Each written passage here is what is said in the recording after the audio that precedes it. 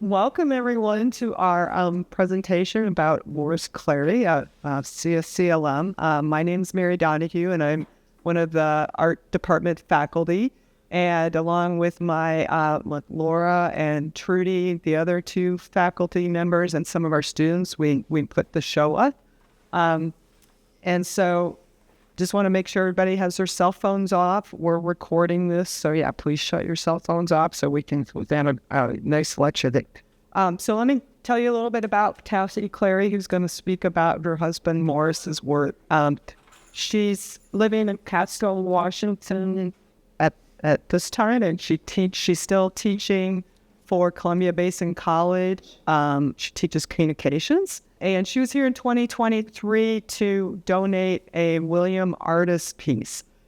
He was one of our professors in the 50s and 60s, and he's a prominent African-American sculptor that Morse Clary studied with here. And so we were really thrilled to get that piece that Cathy donated. It's right across the hallway here. It's a Madonna and Child sculpture by William Artis. It's beautiful. And that's kind of when we started talking about maybe having this retrospective show. And I said, we would love to show his work here. And it's more beautiful in person, and to see it all together is just fantastic. So we're really thrilled to have this here. Cathy grew up in Scottsbluff, Crawford, and Scottsbluff, and met Morse in Scottsbluff. He had come back. He had graduated from CSC in 61, 62, went into the Army, came back to get his teaching certification.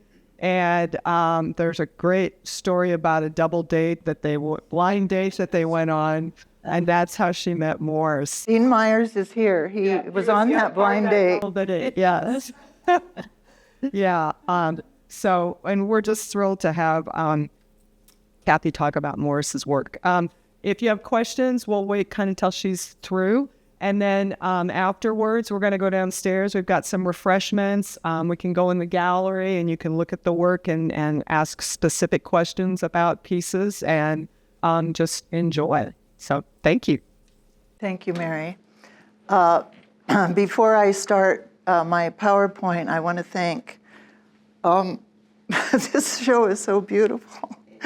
I'm overwhelmed with it. I didn't think I would express it this way, but Mary and her staff, Laura and Trudy and Angel, a student here, put together a beautiful show. And I want to thank them. I want to thank Daniel Bickard for videotaping this presentation so that I can share it with people who can't be here, which of course, it has to be many because I'm from Washington State. But anyway, I put this together, and I hope you enjoy it. So Picasso said that good artists copy, great artists steal. And that basically means that they get inspiration from other artists. So Morse, I'm going to talk about Morse's inspiration. William Artis, certainly, under whose tutelage he was a student here, Henry Moore, and an artist named Philip McCracken. I'm not going to assume you know any of these people, so I'm going to talk about them and tell you who they are. But they meant a lot in Morse's life. William Artis was a Harlem Renaissance artist, and they had something in common. These were little boys who got inspiration from nature, every single one of them. So I wanted to introduce them that way first. But William Artis was from New York, and when he was a little boy, he lived on a farm, and there were clay deposits around. And one day he was on working with Boy Scouts, and he got some of that clay and formed a hand, and he took it to school the next day.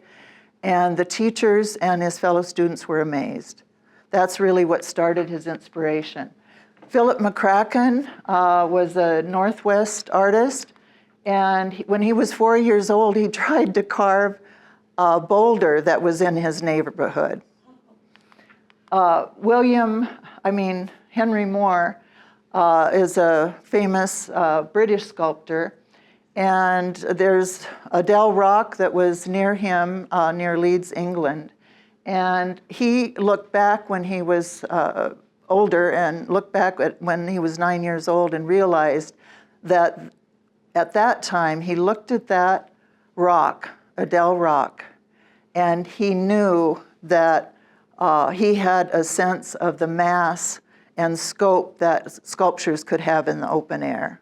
So they all had this in common, an inspiration from nature, but an inspiration that took them each into a lifetime of art. Morse Clary is the only one I have a picture of as a little boy. But he lived here in North Platte, Nebraska, and he explored the North Platte area, and he always looked back and said that was the beginning of his love of nature, but also how he translated that into his art over time. So I'm going to tell you a little bit about these influences in Morse's life. William Artis, they're all gone now, but their art lives on. He was a ceramicist. He's a famous Renaissance artist. He was inspired by clay, like I said, and the human figure. And he came here because he was fascinated with the Pine Ridge Indian Reservation. But he ended up teaching at Chadron, and we were so lucky to have him here for 11 years. And Chadron has the biggest collection of his work, over 20 pieces. But he's shown at the Smithsonian. He has pieces all over. This is one of his most famous pieces. It's called Supplication.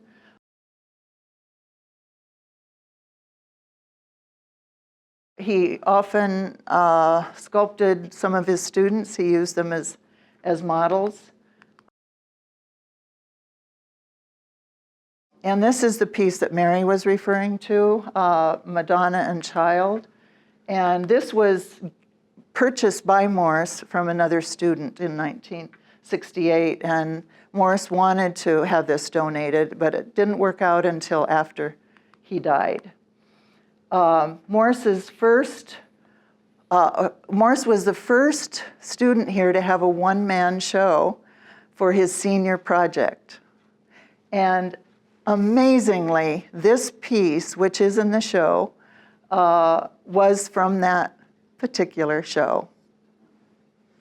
And you can see some of the influence of William Artis in this. And also in this piece, Morse was also fascinated by the Native American culture. And this piece, he worked in clay a little bit. Mostly Morse worked in wood. This is Henry Moore, and Henry Moore is a famous British sculptor. He's actually one of the greatest sculptors of modern times.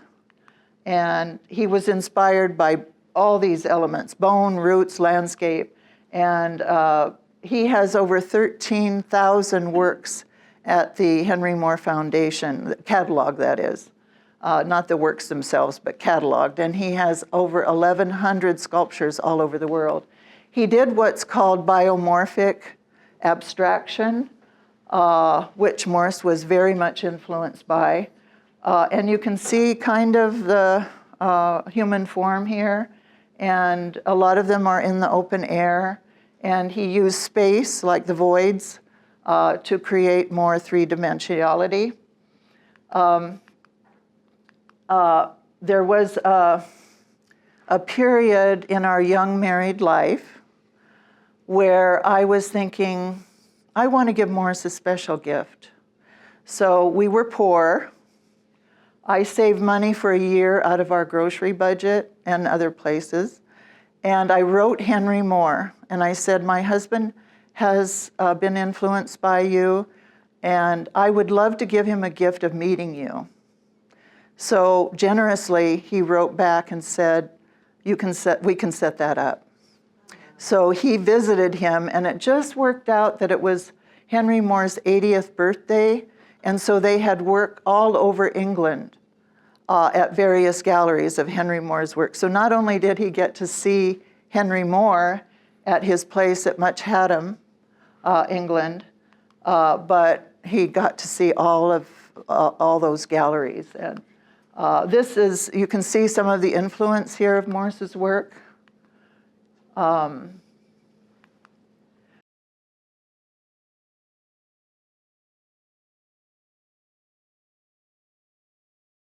This piece, even though it's not in the show, it was just too big to transport. It's like 3 foot by 3 foot. I think it really represents a lot of what I've been talking about. It's reminiscent of when Morse was down by the North Platte River and found Indian heads or arrowheads and other tools in the clay. And he never forgot that, and how they matched, but how they were embedded in the clay, and yet there was a tension. So a lot of his work has that kind of tension in it, and you can see how he formed that. That piece behind it is a big metal piece from a washing machine, by the way. But this is more of his work that is indicative of his influence from Henry Moore.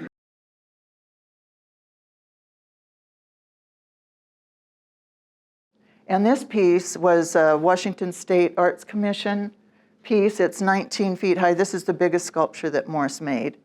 But I brought that just to show you. And of course, I'm standing there. It shows you the scope of it.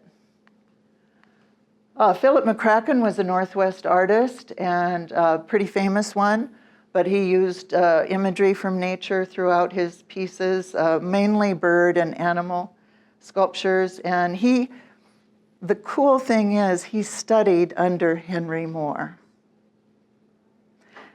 When he graduated from the University of Washington, he wrote Henry Moore and said, "I'd like to apprentice with you because you have figured out a way to be a sculptor and have a life outside of that." And Henry Moore saw Philip's pictures and said, "Yes, come over." And so he apprenticed with him. And these are a couple of his works.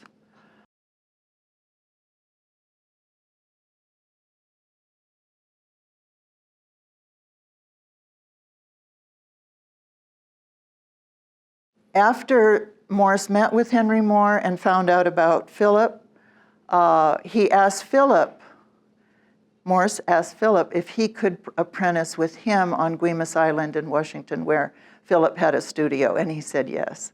So he spent six months with Philip in an apprenticeship. And this is a picture of one of the first pieces that they did together. It's in a park there on Guimas Island. Morse was a sculptor and a printmaker. I'm going to just focus on his sculptures. You'll see in the show a lot of prints too, but I didn't have time to really get into that. So I just wanted to, as a transition here, when I talked about Picasso saying a great artist steal, well, this was a book that Morse was inspired by from Philip McCracken. He saw a piece of Philip McCracken's, and it was a book with inlays from nature, and he was inspired to make one book. This was his first book here. And he thought he would make only one.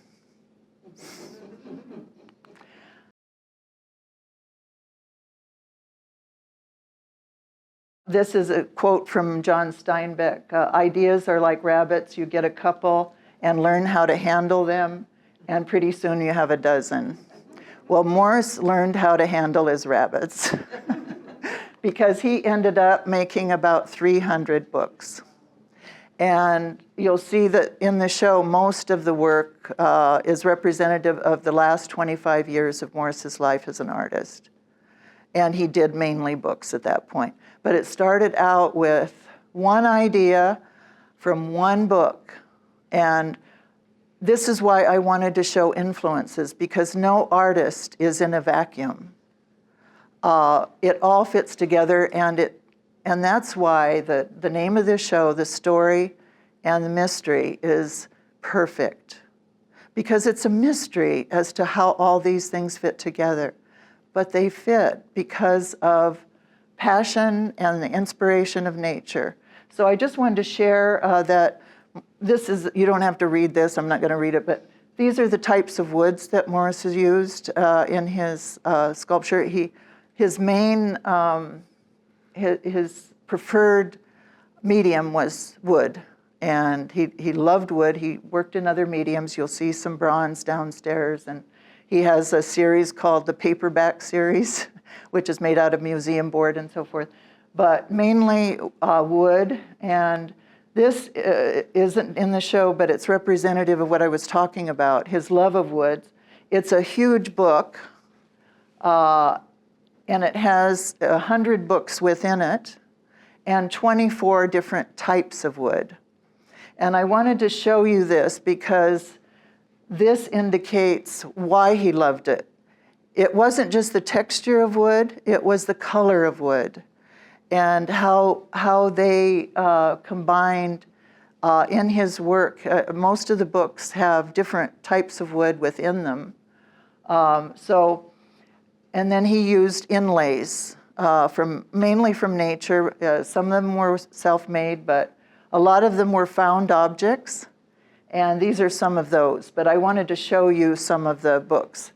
I chose this one. Unfortunately, this isn't in my collection, but this shows you how Morse was attracted to certain things in nature. He was in the forest one day. He looked down and saw a leaf, and it was this leaf, which was a salal leaf, and a snail walked across it.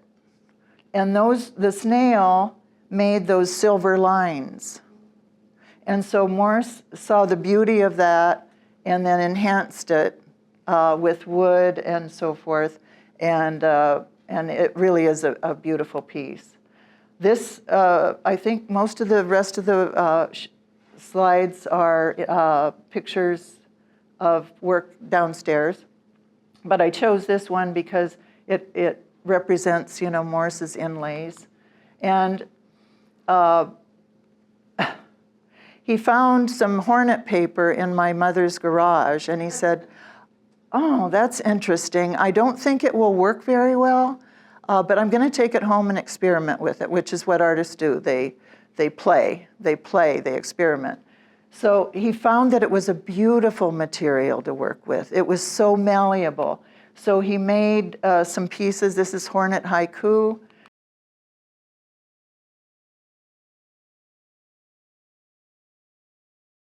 And this one is in the show downstairs, but in the background is the hornet paper. And then you see the image here, which is a book made out of twigs. But what makes this work so beautiful is that when the light shines on it in different ways, there are shadows that adds dimensionality. And when you see the show, if you haven't seen the show, pay attention to the light that is on the work. Because when I went through the show, I saw things up close and personal that I wouldn't ordinarily see because the light is so beautifully set on the work. But you'll see the shadows here on this piece. This is called chrysalides, and Morse made these chrysalises. And there's a little code. It's called Codes for Chrysalides. He made a little code that supposedly the chrysalids talk to each other through that and, develop into butterflies or moss. This is made out of lichens and shells.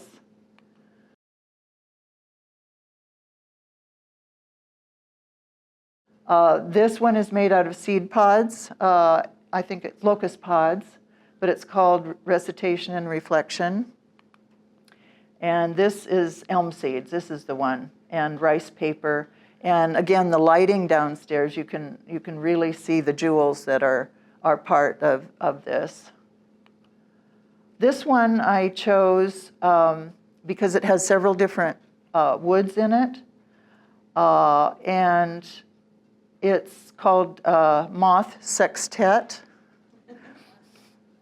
But I chose it because I wanted to be sure to tell you that one thing Morse wanted people to do is touch his work. there's a note downstairs in the book that says, I am, what was the word that this person used? I am devastated that I couldn't touch the work. She didn't see your sign.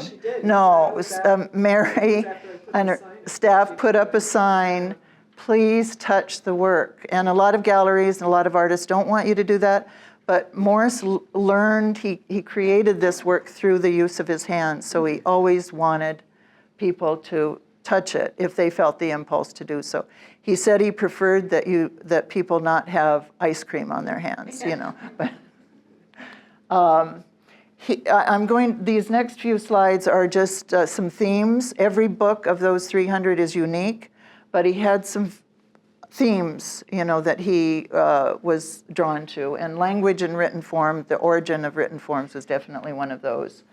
And what he says in one of his documentaries is that this represents, and books like it, represents a clan that maybe didn't have a language. And so they were trying to figure out a language. So they had sticks, and they were saying, okay, what if this stick meant this? You know, what if it meant he said, what if that meant and then, you know, develop the language from there. But it's the beauty of the wood. It isn't just about, you know, the development of language, but it really drew him to represent that. This is from newsprint. It's called Letter from Persia. This he actually wrote in here and then used white epoxy to draw out the letters. He also had a mosaic series.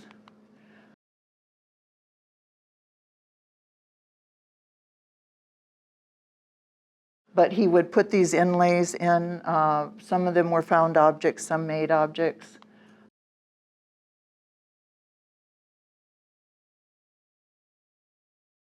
You'll see how complex some of these are. He also loved the night sky.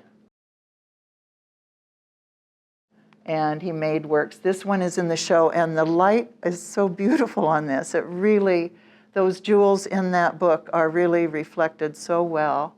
The light reflects so well on those. But this just gives you an idea of some of his night pieces.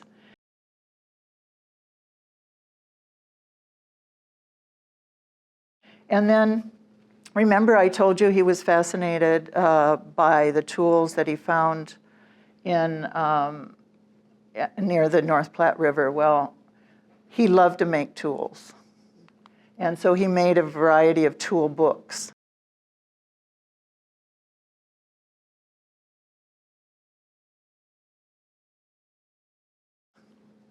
And these are some of the books that he made, the tools that he made.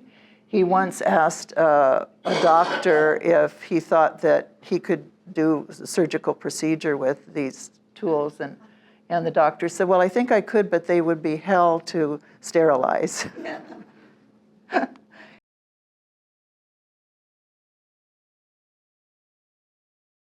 And this book is a large book down in the show. It really shows you a good representation of what these tool books are. Now you wonder why I have this, maybe? When Morse was in 5th grade, he came home and he was crying to his mother, and they were studying the great explorers of the world, and he was crying that everything had been discovered.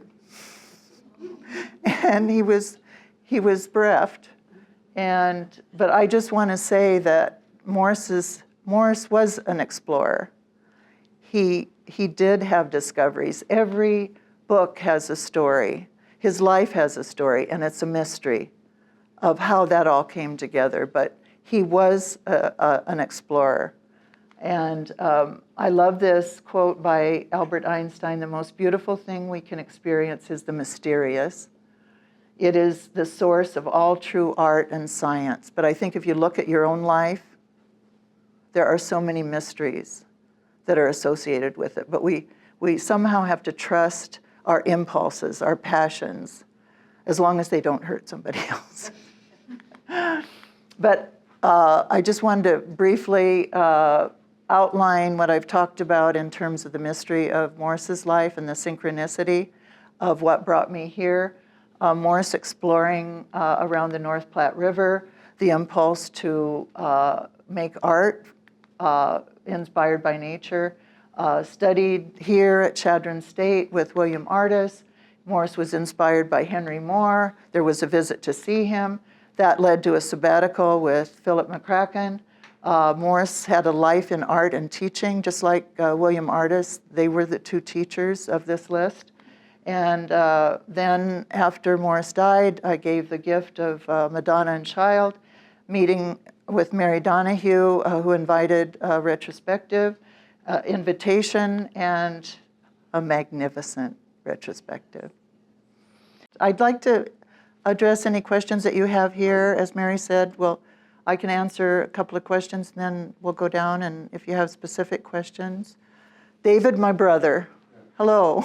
I don't have a question, but I want to add that it didn't take a very long conversation with Morris. Anytime in his life, be able to see what his works was from, his explanations of one of those books gives you an insight to all the books. And it is wonderful. He was a thoughtful man. He was a very good man. And he was dedicated to all forms of art. All forms of art. Not just books, but metal, ceramics, wood, of course, everything. Woodcuts. And I just wanted to relay that it didn't take very long to be around Morris to start to see where he was coming from. And it puts, you understand one book, you understand pretty much all of his art. Thank you. I'm impressed. Yep. Early on, and maybe even further into his career, did he exhibit frustrations over, certain things he was trying to do? Did he come to you and ask for your input? Okay. The question is, did Morse have frustrations as an artist? Yes. Every artist has frustrations, and it could be like a block. You hear of artist block, writer's block, but artist block definitely is a real thing, and he just kept doing it. So if he had a challenging piece, and there were many, he would be working on something, and if he just couldn't figure it out, he would put it aside, and then a lot of times he would wake up after dreaming, I guess, and he would have a solution to the problem. But no, he did not come to me to ask any solutions. He would come to me sometimes and show me his work, and but he never said, oh, I have this issue. Can you help me? No. No, but luckily I was interested in photography. I studied photography in the late 70s, early 80s, and at that time then I started photographing his work. So all the work that you see here, I took, and I have this great collection now. And I've decided that to continue Morse's legacy, I'm going to put together a book of books. So it's not going to be all of his sculptures, but I'm going to focus on books. And hopefully I'll find photos from most of those books. And so I hope that, well, no, it will come to pass. I'll make it happen, but I will get that here to Chadron State.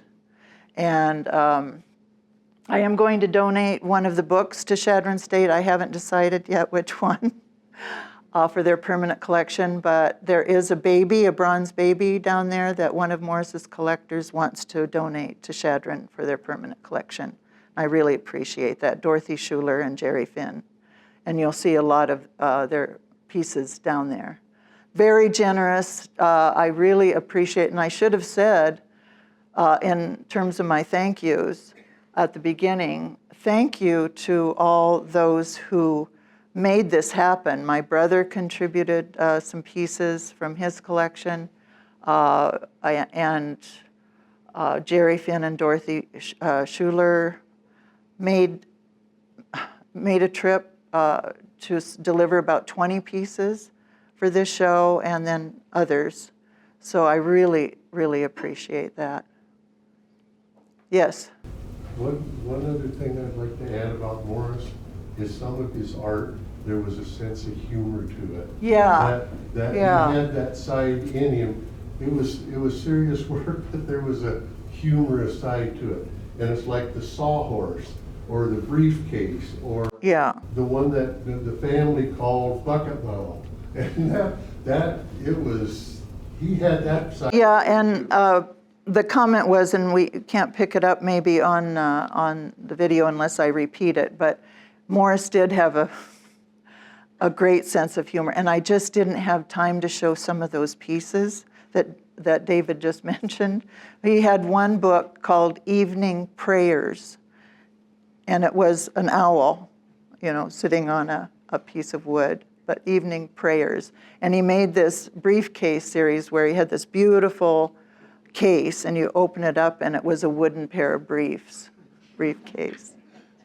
But yeah, and there's also musical. He was a musician, and there's he often said that he heard music as he was creating his work. So you'll see, I think, some of those pieces in this show. Like there's a piece called All That Jazz, but other work too. He had a musical sense, and he integrated that into his work, as well as the humor. Mary? The tools Yeah.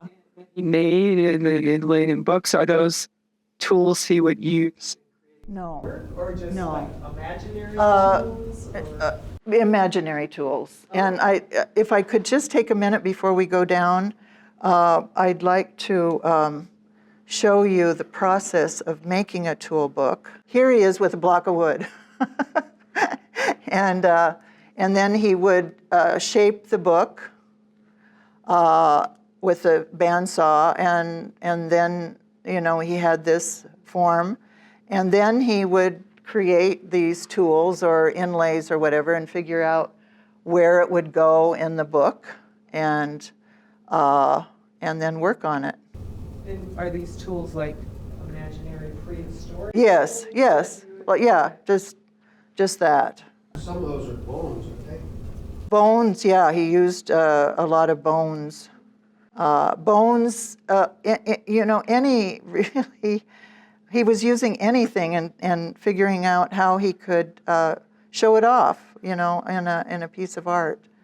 Yeah, these are all imaginary, but yes. Yeah, I had a question. His work habits, did he work on several pieces at one time, or was he focused on one until it was complete? Okay, the question is, did he work on several pieces at one time?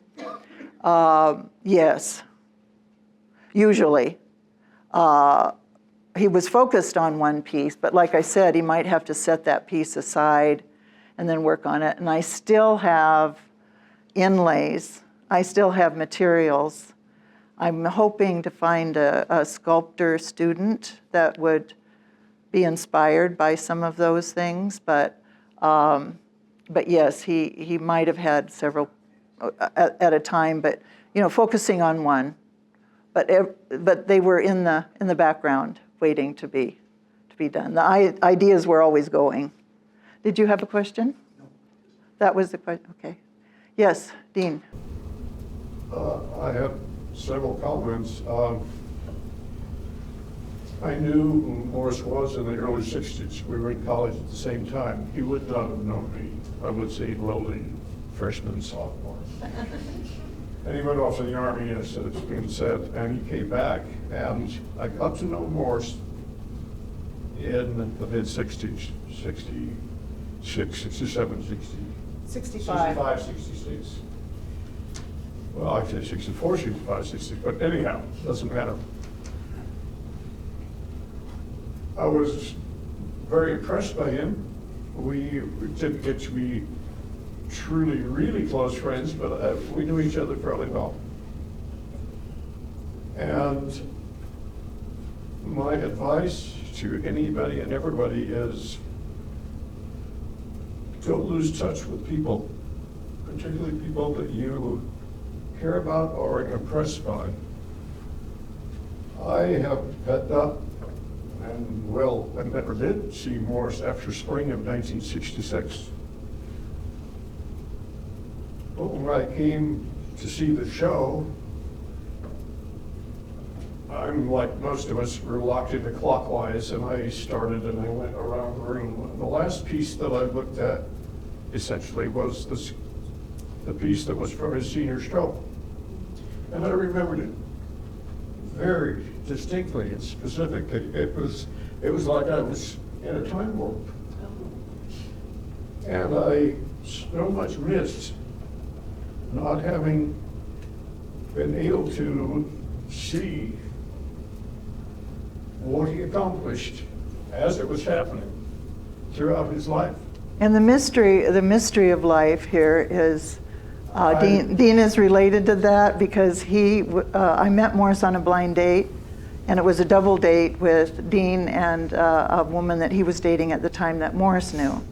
So Dean and Kay Welling knew each other because they were all going to school here in 1965, you and Morse for teacher certification. And we went to a play that you had put on at Scottsbluff High. Scottsbluff High musical. Yeah, Sound music. and it was Last performance. and I haven't seen Dean since that time. So I think that that's a great way to end it. Thank you, Dean. But we need to go downstairs, I think, and so thank you again. Thank you so much for being here.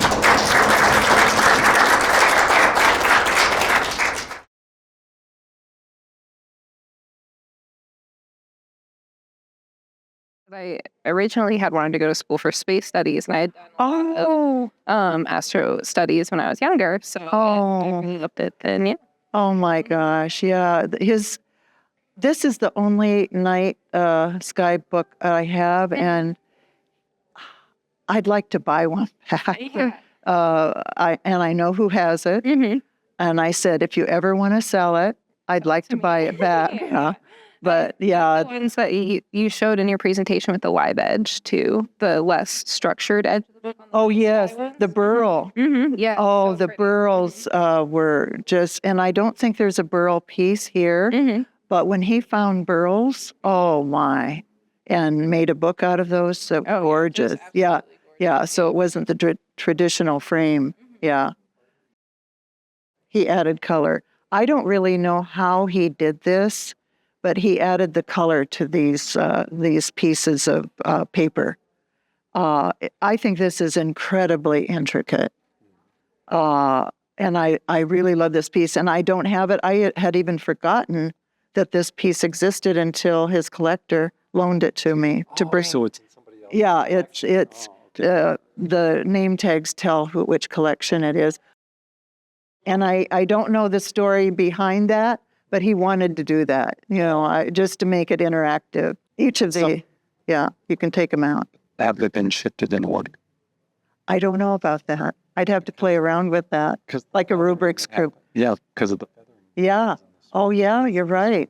Yeah, the texture, yeah. And maybe that's the reason he did it. Maybe he just wanted to change. Like I was telling you about the shadows on this. You can see how the light makes these shadows, so it adds to the piece. This Hornets paper is really incredible. Earlier I was like, looking at shadows. Yeah, yeah. The rib cage. Oh, so it kind of fascinating. I shouldn't put those words to it. Oh, yeah, it says rib book. Yes, it's a rib book. Yeah. Well, Make the stuff up on yeah, I love that piece. And again, this isn't in my collection, and I'd love to see some of these again, for this show. Abstraction pieces that I was talking about, but he carved this out of walnut and put it on marble. But I remember that we had a paper boy come in to collect money, and this was sitting in our entryway, and it scared him half to death. But yeah, I love this piece, and it's called Quiet Desperation, based on the quote. I can't remember who said it. I think I wrote it down here. Henry David Thoreau said, "The mass of men lead lives of quiet desperation." So could you tell me why you like this piece? I like it because of what you said in your presentation, and it made sense to me. The background, the three-dimensional stuff of it, and the intricacy of knowing what it takes that you have to conquer wood twigs to form into something. Yes. That is art Yeah. form in Right. That was not easy. This was, because my life has been around tools. I know Morris's thought process of evolution of tools. Yeah. He would go back into ancient times and try and come up with origins and then maybe evolve it to the next stage. And that's what this represents to me. Yeah. Very well said. Yeah. I mean, it's beautiful. Yeah. And the way that it's displayed here, and you can touch it, and the light just brings out the grain of the wood so beautifully. Perfect. And the contrast of the tool, the wood that he used. So, and she ended up having a winery, and so she used his work as a label, and she wanted just that on the front, And you'll see the piece over there, jazz, all that jazz. That was another label. I didn't fit it in here. But What did you make the print out of, like the original? woodcut. Okay. It was So this was like, yeah. like This was a woodcut that he made. that is so, wow. That's You never know incredible. where art is going to lead you. I mean, he didn't start out to do it. It just the mystery of life, And he was open to it. And when I circled and turned back and I saw, and it was just like, yeah, it was amazing. You remember I it. remembered it. Yeah. I mean, it was just something. I mean, it was just, I went out here. I mean, I was crying. I was teared up. Yeah. Yeah. Well, this piece was purchased out of that show. And when this was put together, I didn't make the connection. And then one of the articles said this was in his solo show. Of course, it was so obvious to me the influence of William Artis. It's so that Absolutely. And the masks. Lighting just jumped out at me. Isn't that the truth? I look at that almost every day with my house. Yeah. And it just there it was. I see it like I've never seen it before. That's what I felt about the tool book. Yeah, and it's the display and what it means in the artistic sense to display it and lighting and the fabric, Yeah. the softness Yeah. I mean, Exactly. it's just absolutely review. Yeah. Absolutely. Yeah.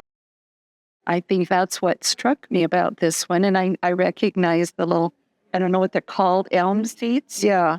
Yeah. And laying those on there and imagining what it would take to put those on there. And then I wondered what these They're little jewels. Like, I see they're crystals.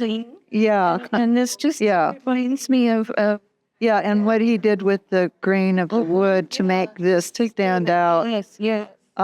This is one of the pieces that he brought in to show me, and I cried. Yeah, I mean, it very seldom happened. There was something about this piece and the elm seeds and the structure of it that just immediately. Look at like you said, with the light. Yeah. And I would go at different and see those little jewels sparkling. Yeah.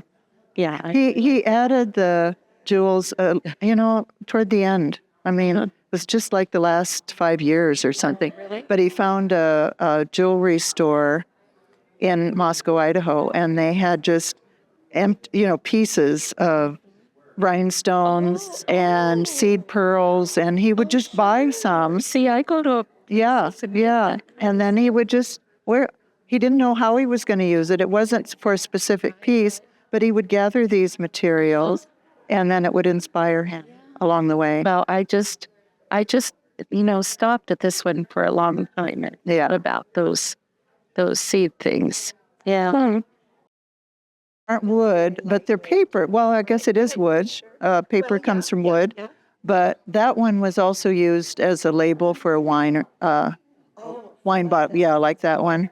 But these were mainly museum board. And then this is a print that he made on this one. And then he used paint with this. This in Washington, D.C. at one of the Smithsonian's, because there's a fish inside the fish. Oh, yeah. I mean, and well, that It might have been his reminded me inspiration, yeah. Yeah, something like that. Yeah, Yeah, I love the colors of this one too. yeah.